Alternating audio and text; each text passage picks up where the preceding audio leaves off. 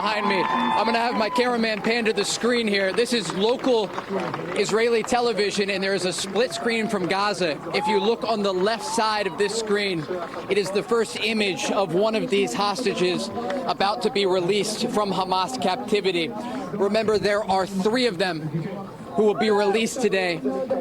Just to give you a sense of what it's like in this crowd here, though, there was so much anticipation. The Israelis didn't know if these women would be released alive or dead. And again, this was the first image that they were able to see, at least one of them alive. We understand that the Red Cross is right now working to get these hostages to the IDF along the Gaza border. And again, just more cheers from this crowd as they're getting the first piece of good news in 15 months. There are 3 women that are set to be released today. A woman named Romi, a woman named Doron, and a woman named Emily. 2 of them were taken from Kfar Aza, one of the small communities along the border, and one of them from the Nova Music Festival. And again, they're just seeing these images for the first time, live images from the Gaza Strip. And at least one of these hostages surrounded by fighters from Hamas's Al-Qassam brigades. It's just a disconnect that these civilians here have dealt with following each and every day of this war. And again, they have been waiting for this good news. Just to give you a little bit of information about what's going to happen next, these hostages are being transferred from Hamas's Al-Qassam brigades. This is the armed military wing of Hamas. They will go to the Red Cross and then meet Israeli soldiers along the Gaza border, at which point we are told by an Israeli official they will be transferred to a reception area. And we got just another small piece of information that's so important in this story. The mothers of these hostages are going to be permitted to meet them at this reception point. They will be able to be reunited there. They'll be evaluated by a team of psychologists and doctors, and they'll be flown then to a hospital here in central Israel. But again, the latest information that we have, the Israeli people just now as we are speaking are seeing the first images of these hostages being transferred to the Red Cross inside Gaza. They'll move on. And again, I'm just going to step out of the frame here so you can see these images from Gaza. Those green headbands, those are members of Hamas's Al-Qassam brigades. And again, these images of this car right here, that is one of the hostages being released.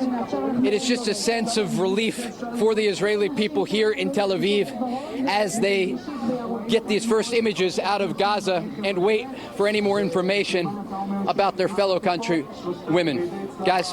Trey Yingst, okay, so a couple of things. One, it does look very chaotic and almost dangerous for these hostages as they try to get out, as the clamoring around the cars. It's not very orderly. 2, one of my earliest political memories is of the hostages being released, the Americans being released from Tehran in Ronald Reagan's inauguration. And these young women and the other hostages have been held underground by Gaza for longer than the Americans were in Tehran. We don't know what they've gone through. We will all be there to try to help them. Are these the only hostages we expect in this first phase of the ceasefire, or are there more to come? So the first phase of the ceasefire will last for 42 days. In total, 33 hostages will be released from Hamas captivity during this time. We don't know how many of them are alive and how many are dead, but this is the current agreement. They will be exchanged for Palestinian prisoners. And I want to just read you an update that we just got in from the IDF. The Red Cross has communicated that 3 Israeli hostages were transferred to them, and they are on their way toward the IDF inside the Gaza Strip. They are all alive. Just a remarkable moment, just one day ahead of the inauguration. And as you talked about, there is such political significance here. President-elect Trump warned Hamas that there would be hell to pay if these hostages were not released and if there was not a deal. Among the group of 33 hostages set to be released in this first phase of the ceasefire agreement, we understand 2 American citizens are on that list. It cannot be overstated how much the Israeli people have been waiting for this moment. They are just really relieved is the only way to describe the feeling here in Tel Aviv tonight. So many people just waiting to see this first day go smoothly, and then hopefully the weekend that follows, more will come out of Gaza. Trey, the negotiations here are fraught with, I would argue, delicacy. You know, phase one is expected to last 6 weeks. And on the 16th day of phase one, they'll start negotiations for phase two. I mean, this could go sideways at any point. It's also been reported that in Israel, they believe most of the hostages are still alive. Does that comport with the information you have? And if so, how many roughly do we believe are still being held alive? It's a great question, and to give you a sense of just how delicate this ceasefire is, I'll take you to this morning. People woke up across Israel expecting a ceasefire to be in place at 8:30 a.m. local time. Hamas hadn't handed over the list of hostages that are currently being transferred to the Red Cross right now and to the IDF.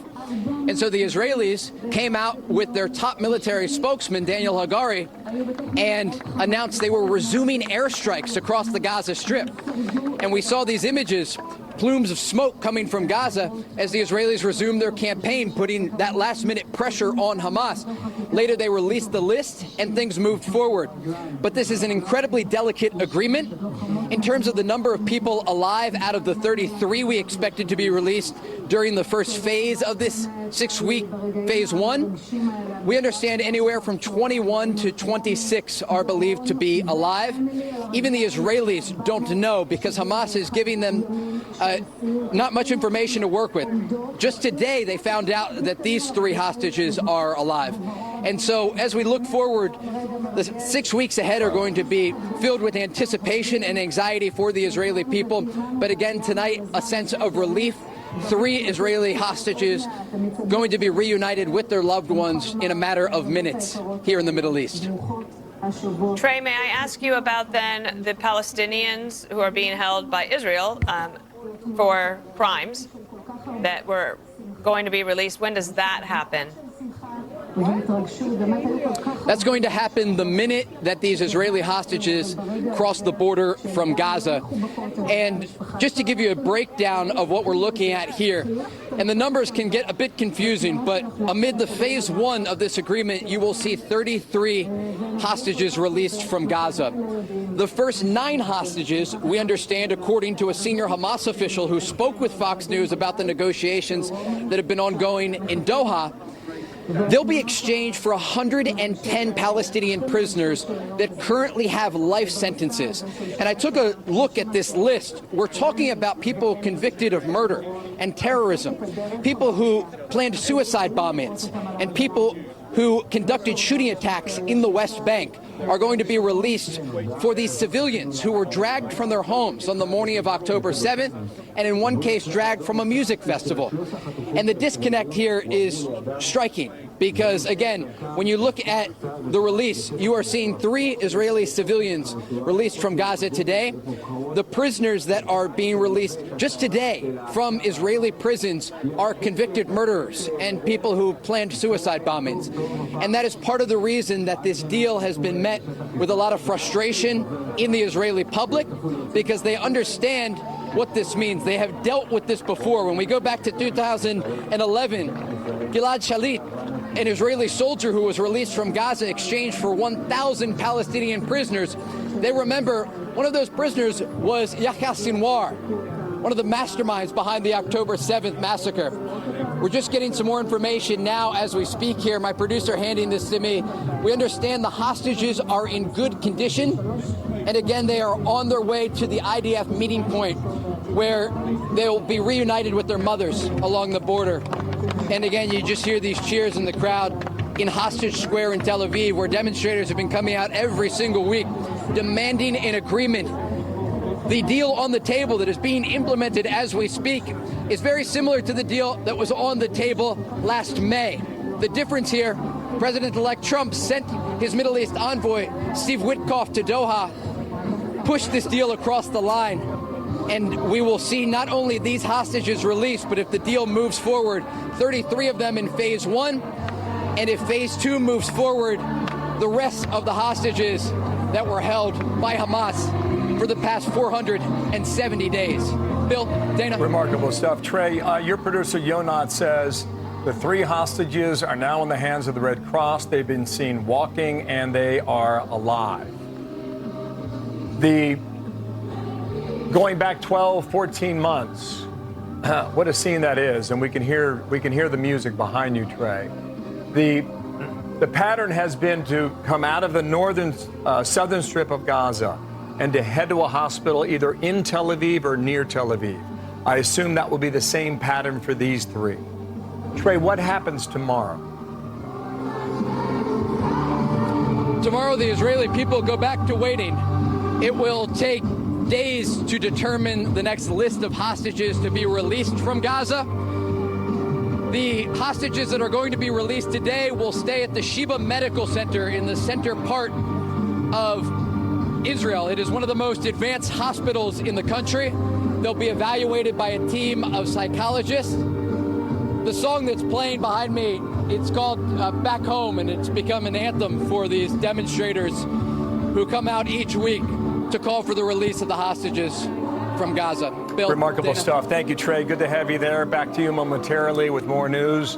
The president, Joe Biden, on his final day in office, will speak on this in a matter of moments. He is in Charleston, South Carolina. We'll take those remarks when they begin from there. Really remarkable.